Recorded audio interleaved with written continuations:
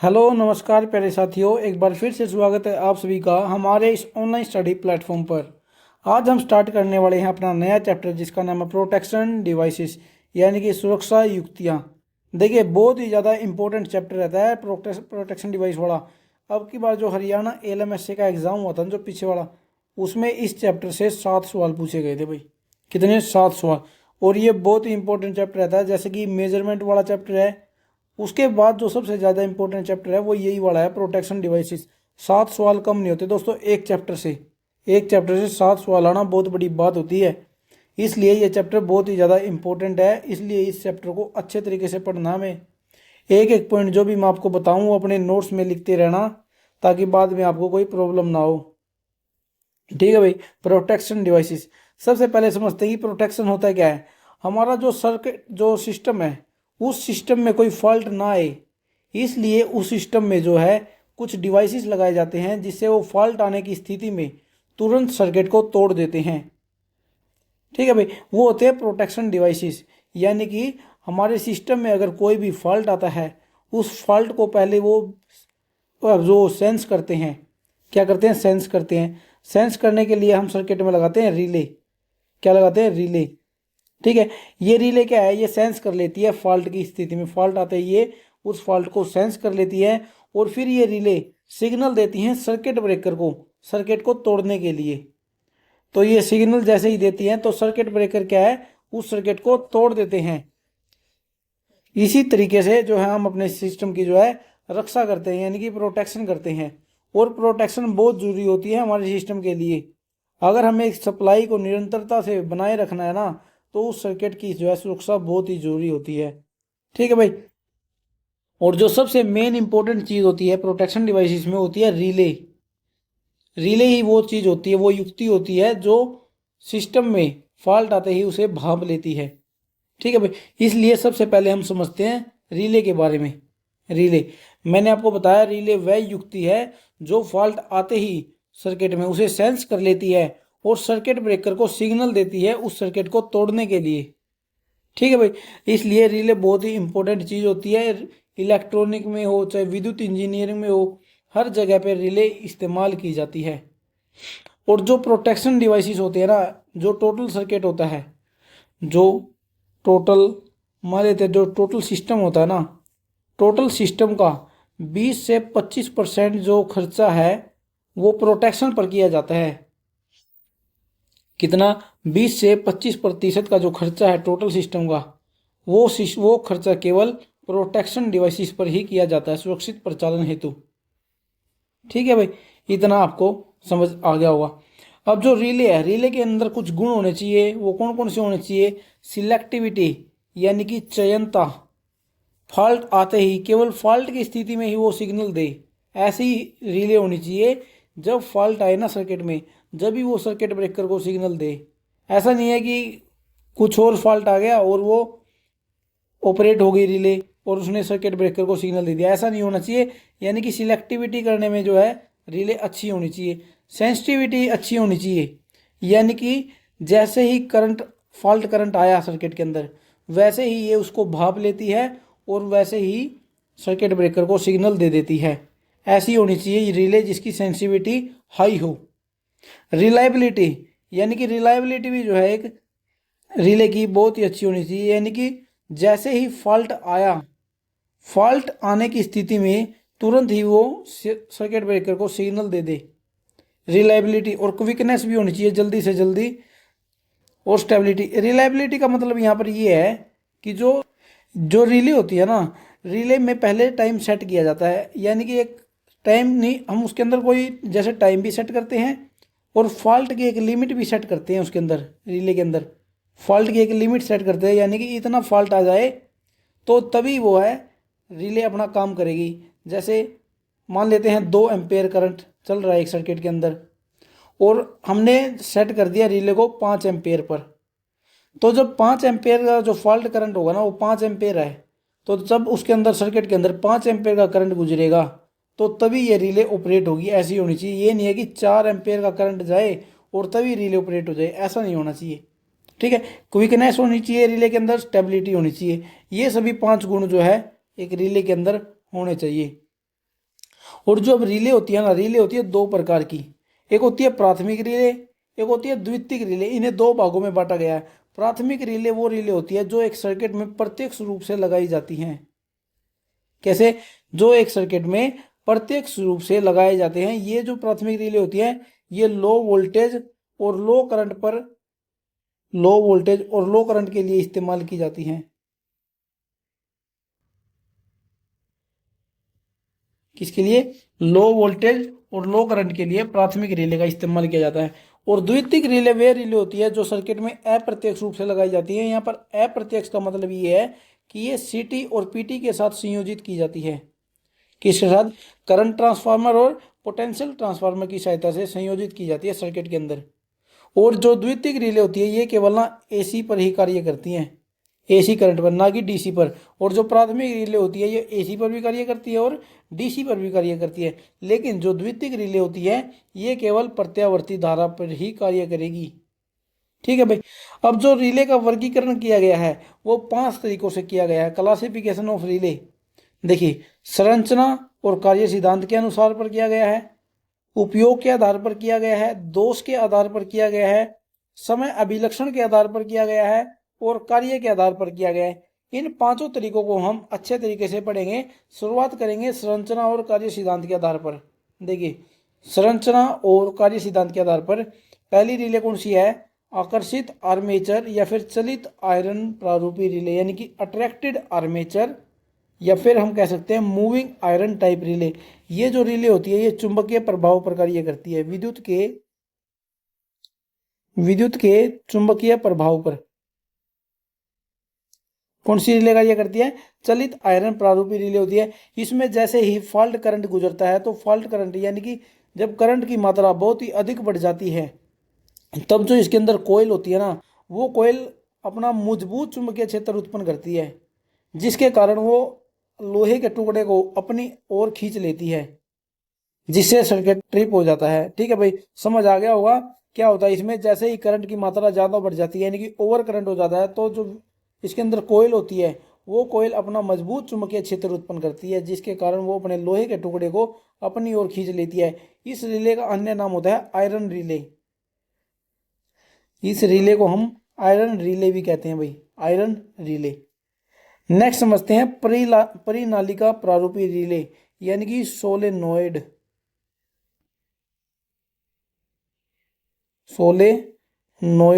Type relay होती है ये। इसमें क्या होता है, एक लोहे के टुकड़े पर कोयल बनाई जाती है, ऐसे कोयल बना देते हैं। ठीक है, और इसके ऊपर होता है एक प्लंजर। क्या होता है? एक प्लंजर होता है। जैसे ही ये इसके अंदर ओवर करंट जाता है तो क्या है, ये अपना चुंबकीय क्षेत्र उत्पन्न कर देती है ये कोयल, जिसके कारण ये जो प्लंजर होता है ना, ये लोहे का प्लंजर, इसको ये अपनी ओर आकर्षित कर लेती है, ऐसे अपनी ओर आकर्षित कर लेती है, जिससे ये ट्रिप हो जाती है। क्या हो जाता है? जिससे सर्किट जो है ट्रिप हो जाता है। यानी कि ये रिले भी जो है विद्युत के चुंबकीय क्षेत्र के अनुसार ही कार्य करती है। नेक्स्ट समझते हैं चलित कुंडली प्रारूपी रिले। ठीक है भाई, यानी कि मूविंग कोयल टाइप रिले होती है ये भी जो है विद्युत के चुंबकीय प्रभाव पर कार्य करती है, विद्युत के चुंबकीय प्रभाव पर कार्य करती है चलित कुंडली भी। ठीक है, और जब ये इसके जो इस प्रकार की जो कुंडली होती है ये दिष्ट मोटर के सिद्धांत पर कार्य करती है। किस पर? दिष्ट मोटर की तरह, दिष्ट मोटर की तरह कार्य करती है। इसमें क्या है, इसमें कुंडली जो है घूमती रहती है। कहाँ? चुंबकीय क्षेत्र के मध्य, चुंबकीय क्षेत्र के मध्य धारावाही कुंडली को गतिमान किया जाता है। इसमें नेक्स्ट है तापीय प्रारूपी रिले, यानी कि थर्मल टाइप रिले। ये रिले जो है तापीय प्रभाव पर कार्य करती है। किस पर? तापीय प्रभाव पर कार्य करती है तापीय प्रारूपी रिले। और ये होती है 2-3 प्रकार की, जैसे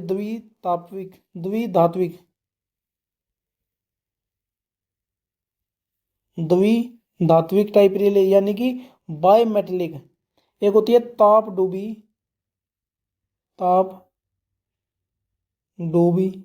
प्रारूपी रिले, यानी कि इस प्रकार की रिले जो है तेल के अंदर डुबोई जाती हैं। ठीक है, एक होती है यूटेक्टिक रिले, टैक्टिक रिले। ये 3 प्रकार की तापीय रिले होती है भाई, ठीक है। नेक्स्ट समझते हैं अवकलनीय रिले यानी कि डिफरेंशियल रिले। डिफरेंशियल यानी कि ये रिले जो है दो सर्किट के बीच में तुलना करके सर्किट के अनुसार कार्य करती है। क्या? दो सर्किट के अंदर तुलना करती है ये, यानी कि उन दोनों के डिफरेंट पर, यानी कि उन दोनों सर्किट के अंदर अगर डिफरेंट आ गया तो ये रिले अपना कार्य करना स्टार्ट कर देती है। ये रिले जो है इलेक्ट्रिक सिस्टम में बहुरूपी रूप से प्रयोग की जाती है। देखिए हम एग्जांपल लेते हैं सीटी का। मान लीजिए इस तरफ से करंट आया और यहाँ पर लगी हुई है सीटी। क्या लगी हुई है? सीटी। और यहाँ पर जो है बाहर निकल गई, यहाँ से 5 एम्पेयर का करंट आया। अगर यहाँ से 6 एम्पेयर का करंट जाएगा तो क्या है, ये डिफरेंशियल रिले यहाँ पर कार्य करेगी इस जगह पर। यानी कि इस डिफरेंशियल रिले ने क्या किया, इन दोनों की तुलना की। यहाँ पर से तो 5 एम्पेयर का करंट आया और यहाँ से 6 एम्पेयर का करंट गया, यानी कि सीटी के अंदर कुछ ना कुछ फॉल्ट है। तो इस कंडीशन में जो है ये रिले अपना कार्य करेगी। यही एग्जांपल हम ट्रांसफार्मर से ले सकते हैं। एक तरफ से कितना करंट आया और दूसरी तरफ से अगर उन दोनों के अंदर डिफरेंट है, दोनों सर्किट के अंदर कोई डिफरेंट है, तो क्या है, ये रिले अपना कार्य करना स्टार्ट कर देती है, डिफरेंशियल रिले। और ये वोल्टेज पर भी कार्य करती है, यानी कि वोल्टेज का भी तुलना करती है, वोल्टेज के डिफरेंस पर भी कार्य करती है, करंट के भी, करंट पावर पर, और फेज के अंदर अगर फेज का डिफरेंस आ जाता है तब भी जो है ये रिले अपना कार्य करती है। नेक्स्ट चलते हैं गैस रिले पर। गैस रिले का सबसे अच्छा एग्जांपल है बुखोल्ज रिले। बुखोल्ज रिले, इस रिले के बारे में हमने किसमें, ट्रांसफार्मर वाले चैप्टर में पढ़ा भाई अच्छे तरीके से। कहाँ पर लगाई जाती है? कंजर्वेटर और मेन टैंक के बीच में बुखोल्ज रिले लगाई जाती है। और ये गैस पर चालित रिले होती है। ये बहुत ही इंपॉर्टेंट पॉइंट है, एग्जाम में काफ़ी बार आ चुका है क्वेश्चन। गैस पर चालित रिले एग्जाम में पूछा जाता है कि बुखोल्ज रिले किस प्रकार की रिले है। वो होती है गैस पर चालित रिले, ठीक है भाई। ट्रांसफार्मर के जो अंदर जो फॉल्ट होते हैं उसको भांप लेती है ये बुखोल्ज रिले और सर्किट को ट्रिप कर देती है।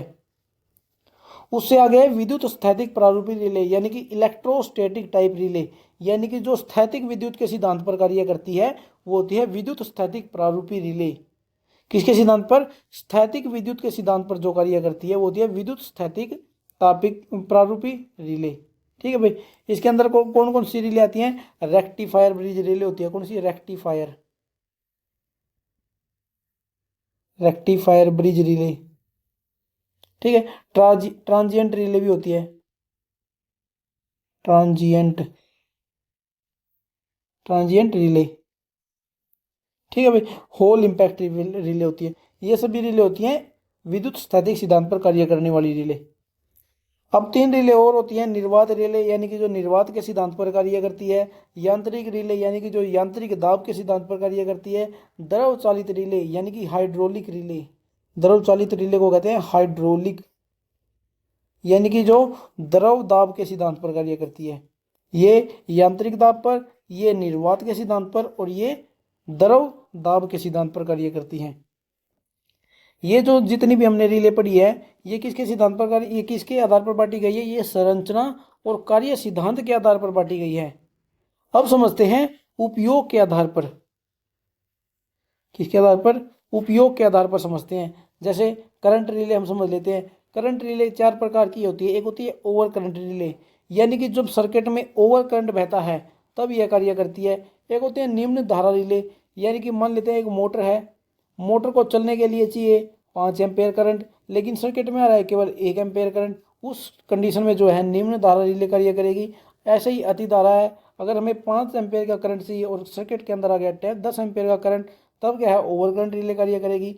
एक होती है दिशात्मक धारा रिले, यानी कि ये रिले जो है विद्युत शक्ति के प्रवाह की दिशा के अनुरूप प्रचालित होती हैं, यानी कि जो करंट है, करंट की दिशा के अनुसार ये प्रचालित होती है। अदिशात्मक रिले भी वही होती हैं, यानी कि जो गलत दिशा में धारा चल जाए तो उस कंडीशन में अदिशात्मक धारा रिले काम करती है, ठीक है भाई।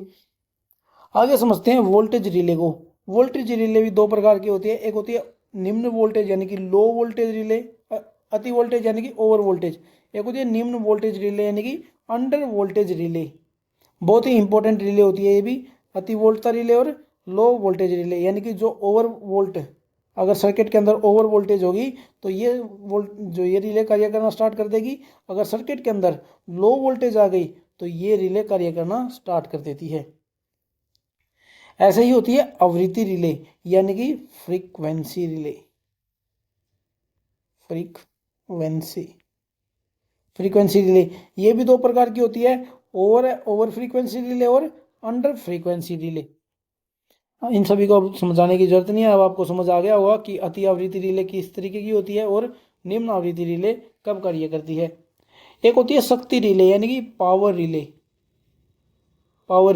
ये भी इसी तरीके की होती है, अधि पावर यानी कि ओवर पावर, लो पावर, दिशात्मक यानी कि डायरेक्शनल टाइप रिले यानी कि जो विद्युत धारा की, विद्युत शक्ति की दिशा के अनुसार प्रचालित होती है। एक होती है विपरीत दिशात्मक यानी कि जब शक्ति जो है गलत दिशा में चलने लग जाती है यानी कि उल्टी दिशा में प्रचालित होती, उल्टी दिशा में जो है चलने लगती है जब शक्ति, तब कौन सी रिले कार्य करती है, विपरीत दिशात्मक रिले कार्य करती है। ठीक है भाई, इतनी रिले आपको समझ आ गया होगा। अब जो चलते हैं दूरी या फिर प्रतिबाधा रिले, सबसे ज्यादा इंपॉर्टेंट जो है यही रिले होती है। डिस्टेंस कह सकते हैं या फिर हम इम्पीडेंस रिले इसे कह सकते हैं, डिस्टेंस रिले कहो या फिर इम्पीडेंस रिले हम इसे कह सकते हैं। और इस रिले से ही सबसे ज़्यादा सवाल आज तक पूछे गए हैं एग्जाम में। ठीक है भाई, ये क्या करती है ये रिले दूरी, ये रिले जो है मान लीजिए यहाँ पर जो है रिले कनेक्ट की गई है। सबसे पहले तो ये समझिए इसका प्रयोग कहाँ पर किया है, इसका प्रयोग किया जाता है ट्रांसमिशन और डिस्ट्रीब्यूशन लाइनों में, ट्रांसमिशन और डिस्ट्रीब्यूशन रिले में इनका प्रयोग किया जाता है। कहाँ कैसे किया जाता है, यानी कि जो दोष बिंदु से लेकर जहां पर रिले हमने संयोजन की गई है उसके बीच की दूरी की प्रतिबाधा पर यह कार्य करती है। देखिए समझाता हूं कैसे। मान लीजिए ये एक ट्रांसमिशन लाइन है, यहां पर हमने ये रिले कनेक्ट कर दी, प्रतिबाधा रिले, और फॉल्ट हो गया यहां पर आ गया फॉल्ट। तो जो ये बीच की दूरी है ना, इस बीच की दूरी की प्रतिबाधा के अनुसार ये रिले अपना कार्य करती है। और प्रतिबाधा आप सभी को पता है V/I यानी कि वोल्टेज और करंट का अनुपात होती है। क्या होती है, इंपीडेंस वोल्टेज और करंट का अनुपात होती है, यानी कि ये वोल्टेज और करंट के अनुपात के अनुसार संचालित होती है। ठीक है भाई, समझ आ गया होगा आपको। दूरी या फिर प्रतिबाधा रिले यानी कि जहां पर फॉल्ट हुआ है और जहां पर रिले संयोजन की गई है उसके बीच की जो दूरी है उसके इंपीडेंस पर यानी कि प्रतिबाधा पर डिपेंड करती है ये रिले। ठीक है, और ये होती है दो प्रकार की, जिसमें सबसे पहली है निश्चित दूरी रिले यानी कि डेफिनाइट डिस्टेंस रिले। जो ये रिले होती है ना, इसमें एक निश्चित दूरी तक ही ये रिले कार्य करती है, यानी कि ये एक ट्रांसमिशन लाइन है। अब इसमें जो पहले ही एक दूरी निश्चित कर दी है कि जो अगर फॉल्ट यहाँ इस रिले से लेकर इस एरिया के अंदर अगर कोई फॉल्ट होता है तभी ये रिले कार्य करेगी। अगर इस दूरी से ज़्यादा आगे अगर कोई फॉल्ट होता है, मान लीजिए फॉल्ट यहाँ पर हो गया, तो ये जो रिले है अपना कार्य नहीं करेगी। ये यानी कि एक निश्चित दूरी से अधिक दूरी के लिए ये प्रतिबाधा रिले कार्य नहीं करेगी। इसलिए इसी का नाम से ही पता चलता है निश्चित दूरी रिले, यानी कि एक दूरी को पहले ही सेट किया गया है। और दूसरी होती है पद युक्त वक्र दूरी समय रिले यानी कि स्टेप्ड कर्व डिस्टेंस रिले, यानी कि इस प्रकार की वैसी रिले है जिसमें जो ट्रांसमिशन लाइन है उसको जोन के अनुसार बांटा जाता है। मान लेते हैं ये एक रिले है, ये एक ट्रांसमिशन लाइन है, यहाँ पर क्या है रिले कनेक्ट की गई है। इसमें मान लेते हैं ये बना दिया जोन ए, ये बना दिया जोन बी, और जो इससे आगे का होता है ये बना दिया जोन सी। यानी कि इस जो ये रिले है ना, इस रिले में ट्रांसमिशन लाइनों को जोन के हिसाब से विभाजित किया जाता है, जोन में विभाजित कर देते हैं।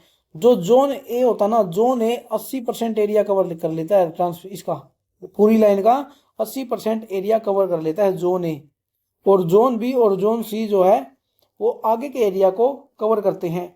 अब जो फॉल्ट जो अगर जोन ए में होता है, अगर फॉल्ट जोन ए में होता है तो ये जो इसके अंदर रिले है, रिले बहुत ही तेज सर्किट को ट्रिप करती है।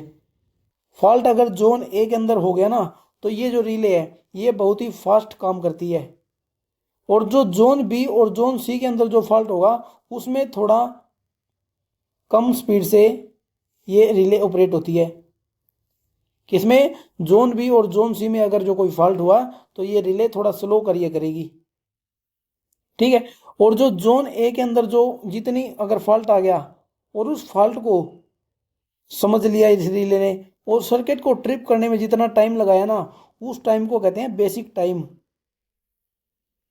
बेसिक टाइम समझ आ गया होगा। यानी कि जोन ए के अंदर फॉल्ट आने के बाद रिले ने कितनी तेजी से कार्य किया, उस जितना उसको टाइम लगा उस टाइम को कहते हैं basic time.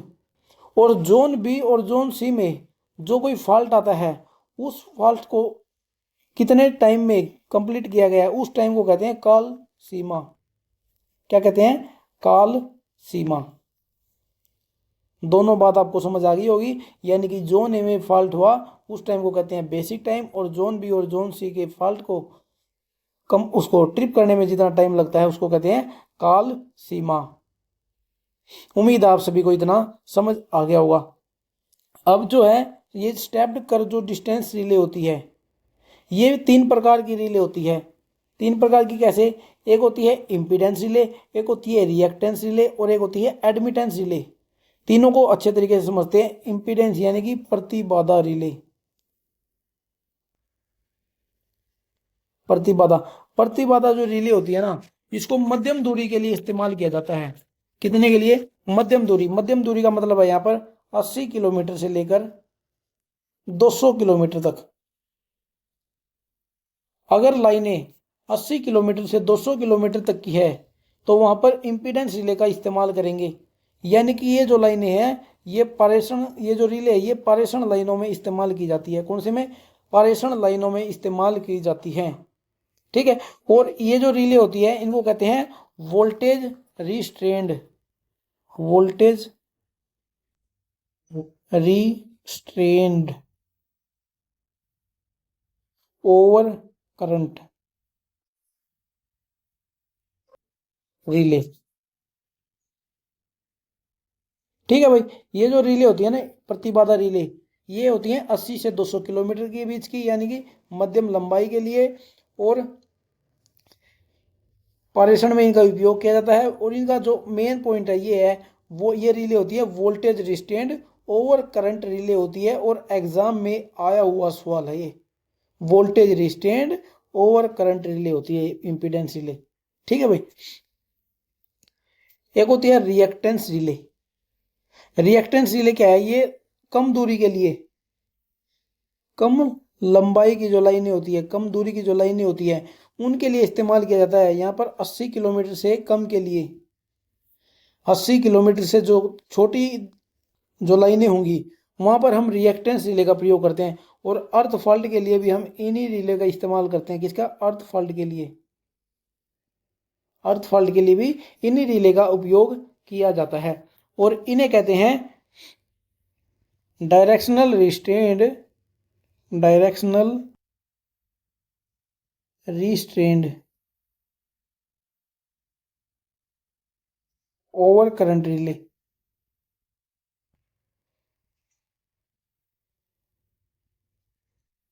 Directional restrained over current relay, इतना समझ आ गया होगा आपको, ठीक है भाई। अब समझते हैं अगली, इसे कहते हैं एडमिटेंस यानी कि प्रवेश्यता रिले। प्रवेश्यता, प्रवेश्यता रिले, इन्हें जो है ना महो रिले भी कहा जाता है। क्या कहा जाता है? महो रिले, महो relay.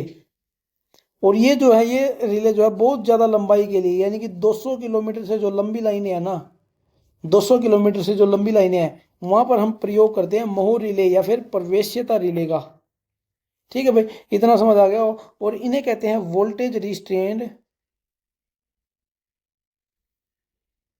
Voltage restrained directional over directional relay. क्या कहते हैं? Voltage restrained over directional relay इन्हें कहा जाता है। ठीक है भाई, इतना आपको समझ आ गया होगा। ठीक है भाई, अब आगे चलते हैं, आगे समझते हैं दोष के आधार पर। हमने 3 तरीके पढ़ लिए हैं, देखो इसके जब मैंने आपको दिखाया था क्लासिफिकेशन, संरचना और कार्य सिद्धांत के अनुसार हमने पढ़ लिया है। उपयोग के आधार पर हमने पढ़े, 2 तरीके पढ़ लिए हैं। अभी हम पढ़ेंगे दोष के आधार पर। किसके आधार पर? दोष के, यानी कि जो फॉल्ट होता है। जैसे ओवरलोड रिले, यानी कि ओवरलोड क्या है? जो प्रोटेक्टेड जोन है ना, प्रोटेक्टेड जोन के अंदर अगर ओवरलोड हो गया तो क्या है? ओवरलोड रिले अपना कार्य कर देगी। शॉर्ट सर्किट फॉल्ट रिले क्या है? यानी कि जो प्रोटेक्टेड जोन होता है उसके अंदर अगर शॉर्ट सर्किट हो गया, शॉर्ट सर्किट का मतलब है 2 कंडक्टर आपस में टच हो गए या फिर तीनों कंडक्टर आपस में टच हो गए, तब क्या है? शॉर्ट सर्किट फॉल्ट हो जाता है। और जो एक तार टूटकर जमीन में गिर जाए उसको भी हम शॉर्ट सर्किट कह सकते हैं। वैसे वो अर्थ फॉल्ट होता है, यानी कि जब तार टूट के जो है धरती को स्पर्श कर जाए तब होता है अर्थ फॉल्ट रिले। लेकिन कई कंडीशनों में अगर ये तार जो है नीचे टूट कर गिर जाती है, जिससे पूरी तरीके से जो है शॉर्ट सर्किट हो जाती है, तो उसको भी हम शॉर्ट सर्किट की कंडीशन में डालते हैं। वैसे तो जो तार टूटकर जमीन में गिरता है उसको कहते हैं अर्थ फॉल्ट रिले। क्या कहते हैं? अर्थ फॉल्ट रिले कहते हैं। एक होता है ओपन फेज फॉल्ट रिले। इसमें ये ओपन फेज फॉल्ट रिले कब ऑपरेट होती है? जब तार टूट जाती है, जब एक तार जो है बीच में से टूट जाती है तो ओपन फेज फॉल्ट रिले जो है अपना कार्य करती है। इस कंडीशन में अगर ये तार नीचे ना गिरे, केवल तार टूट जाए और नीचे धरती में ना गिरे, अगर धरती में गिर गई फिर तो अर्थ फॉल्ट हो गया, लेकिन धरती में नहीं गिरती है, इसमें ओपन फेज में ये जब जो है तार टूट जाती है तब ये रिले अपना कार्य करती है। एक होती है out of step fault relay. ये रिले कब कार्य करती है? जब सिंक्रोनाइजेशन फेल हो जाता है ना, सिंक्रोनाइजेशन, जब सिंक्रोनाइजेशन फेल हो जाता है ना तब out of step fault relay कार्य करती है। सिंक्रोनाइजेशन आप सभी को पता है, दो यानी कि जो जनरेटर मान लेते हैं या फिर जो ट्रांसफार्मर होता है उनको हम जब पैरेलल में चलाते हैं, जब हम पैरेलल में चलाते हैं उसको कहते हैं सिंक्रोनाइजेशन। यानी कि वो जब सिंक्रोनाइजेशन फेल हो जाता है तो out of step fault relay कार्य करती है, यानी कि जनितर और ट्रांसफार्मर के एसिंक्रोनस पर ये प्रचालित होती है भाई। ठीक है। एक होती है सर्ज गार्ड प्रोटेक्शन रिले। ये होती है आउट ऑफ स्टेप की तरह स्थिति में ही अंतर्गत ये कार्य करती है। ये भी क्या है? आउट ऑफ स्टेप जैसी ही रिले होती है। ठीक है। विद्युत परिपथ में कोई भी फॉल्ट आए ये क्या है? उसको अलग कर देती है, जो उसके अंदर युक्तियां लगी होती हैं। ठीक है भाई, अब आगे चलते हैं, आगे समझते हैं समय अभिलक्षण के आधार पर। 3 हमने पढ़ लिए हैं, अब पढ़ रहे हैं चौथा क्या है? समय अभिलक्षण के आधार पर।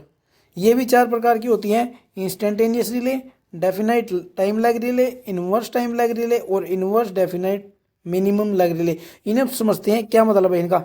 इंस्टेंटेनियस रिले यानी कि कोई भी सर्किट है, उस सर्किट में जैसे ही फॉल्ट आया, सर्किट में जैसे ही फॉल्ट आया तो ये जो इंस्टेंटेनियस रिले अगर वहाँ पर लगी होगी तो ये तुरंत सर्किट को ट्रिप कर देती है, यानी कि दोष के आते ही ये प्रचालित हो जाती हैं। और डेफिनाइट टाइम लैग रिले वो रिले होती हैं जो मैग्नीट्यूड पर डिपेंड नहीं करती, यानी कि जो फॉल्ट है ना, फॉल्ट के मान पर ये डिपेंड नहीं करती है।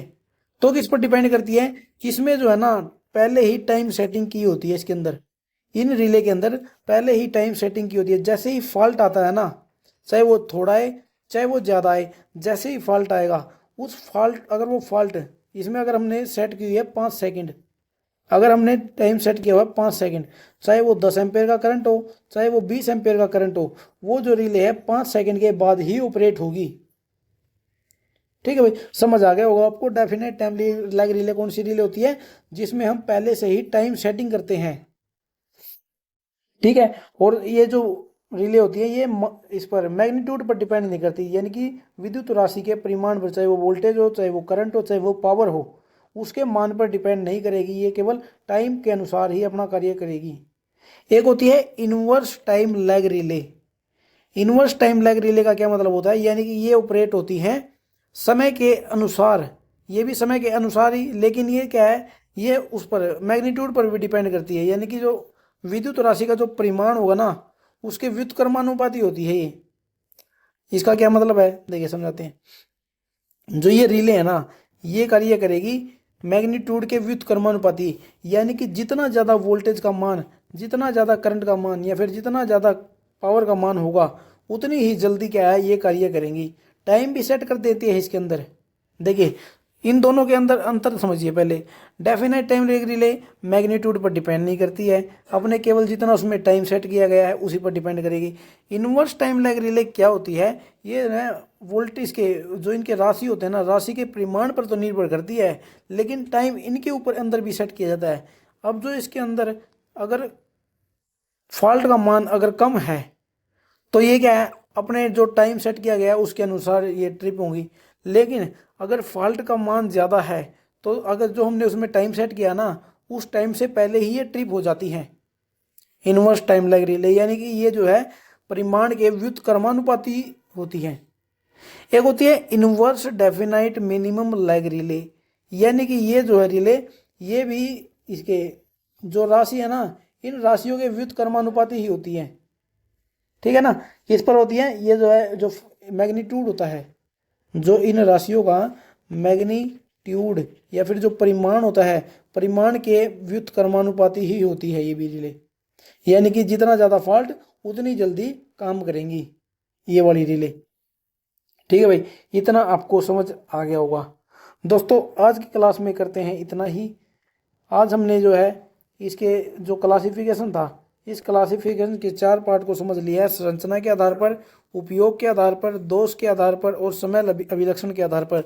नेक्स्ट क्लास में हम समझेंगे कार्य के आधार पर। किसके आधार पर, कार्य के आधार पर। ठीक है भाई, आज हमने रिले के बारे में पढ़ा है। आगे हम जो फ्यूज होते हैं, एमसीबी होगी है, ठीक है, एमसीसीबी जो होते हैं उन सभी के बारे में जो है नेक्स्ट क्लास में पढ़ेंगे। आज की क्लास में हमने रिले का ज़्यादातर पार्ट जो है कंप्लीट कर लिया है और आज की क्लास में करते हैं इतना ही। मिलते हैं आप सभी को नेक्स्ट क्लास में। और ये जो चैप्टर मैंने आपको पहले ही बताया है बहुत ही इंपॉर्टेंट चैप्टर है, जो भी मैं पढ़ा रहा हूँ उसको उन सभी के नोट्स बनाते रहना। 7 सवाल थोड़े नहीं होते एक चैप्टर से। ठीक है भाई, 7 सवाल पूछे गए हैं इस चैप्टर से हरियाणा LMS के एग्जाम में, और इस बार भी चांस है पूरे इसके यहाँ से सवाल आने के। ठीक है भाई, मिलते हैं नेक्स्ट क्लास में।